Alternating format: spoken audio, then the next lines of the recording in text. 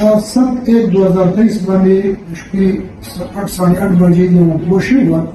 عبدالواحد مینو چې د پلار مې عبدالعظیم او د زیدي اوسېدونکی و 48-49 سال عمر و د هغه قتل شو او د قتل د رپورټ چې دی نو د هغه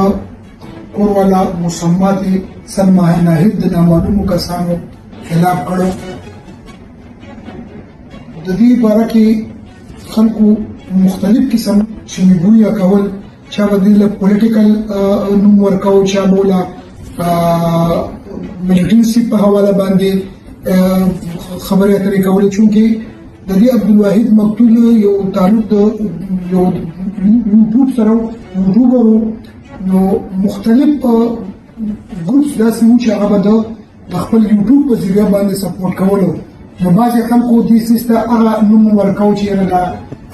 سیس چې دی دا به کیدای شي په دغه باندې شوي وي. په پولیس باندې ډېر زیات پرشر و د مرګ په حواله باندې. په دې کې په هغه وخت کې ډي پي او صاحب مختلف ټیمونه جوړ کړي، هغوی پکې خپل ایفرټس کړي خو ختمي نتیجې ته نه ورسېدلي. موجوده ډي پي او صاحب زموږ چې دی د په دې سیس کې ډېر زیات سپیشل انټرسټ واخیسته، ټیم یې جوړ کړو د ایس پي انویسټیګیشن ډي اس پي ثوابي جواد خان، دغه شان ایس ایچ او زیده او ډبل ای زیده،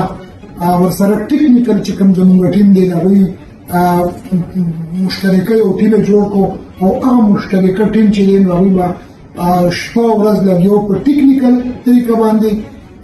په نور سورسز باندې په هغې باندې لګیا او په آخر کې دې نتیجې ته ورسېدلو چې دا مرډر چې دی نو دا نه پولیټیکل دی، نه د ملیټنسي ده، نه دی چې د کوم ګروپ د چې به کوم د هغې سپورټ کوو، نه د هغې په حواله باندې دی. دا مرګ چې دی نو دا صرف په دې وجه باندې شوی دی چې د ملزمانو ته دا شک و چې حمزه او اویس چې دا د عزیز الحسن دغه دي نو دا مکتوب ډېره سپورټ ورکوي. نو جواد خان په سربراهۍ کې ریډ پارټۍ چې دوی جوړه شوې هغې کې موږ 3 ملزمان چې دي هغه شهریار ولدي داود چې د زیدي اوسېدونکی دی، دغه شان منظور ولدي فضلیلی دا هم د زیدي اوسېدونکی دی او عامر ولدي منظور، دا 3 کسان یې چک کړو. دا 3 کسان موږ پراپر انټروګیټ کړو. انټروګیشن کې دوی شهریار دا خبره اډمیټ کړه چې د دې مقتول مخبري چې دا هغه ما کړې ده، د مقتول د موومنټ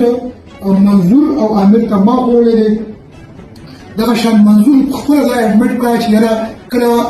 مقتول پسې موږ تلو یا مقتول چې کله ویشتی شو نو موټر سایکل سواري چې ده هغه ما کړې ده او عامر دا اډمیټ کړه چې دغه شان د شهریار په مخبرۍ باندې د موږ ته چې کوم موومنټ خو د هغې باندې منظور چې په موټر سایکل باندې بوتلم د باندې ما فایر وکړو، د ما ویشتو او چې کله مړ شم بیا منظور چې په موټر سایکل کېنولم او زه یې محفوظ مقام ته ورسولم. په دې کې هغه موټر سایکل موږ پولیس برآمد کړ چې کوم موټر سایکل په وقوع کې استعمال شوی دی. هغه کلاشینکوف موږ برآمد کړ چې کوم کلاشینکوف به طور اعلی قتل استعمال شوی دی. د دې نه علاوه د کلاشینکوف سره 4 چارجري ورسره هینډ ګرنیډ موټر سایکل. پولیس چې کوم ایفرټس کړي دي، پولیس چې کومه محنت کړې دی نو د دغه محنت او د دغه ایفرټس په نتیجه باندې تاسو نن وینئ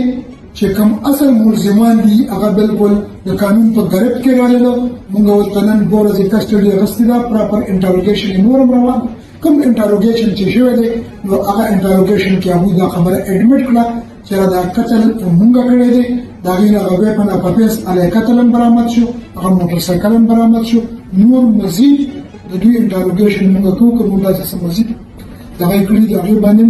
کار روان دی. دا کوم کار چې وشو، دا کوم انټریس بلایند مارډر چې ټریس شو نو په دې باندې ډي پي او صاحب او ډي جي صاحب ډېر زیات اپریسیشن دي او هغوی ریکمنډیشن وکړو د CC1 لپاره او د نقل انعامونو لپاره. ډېره مهرباني.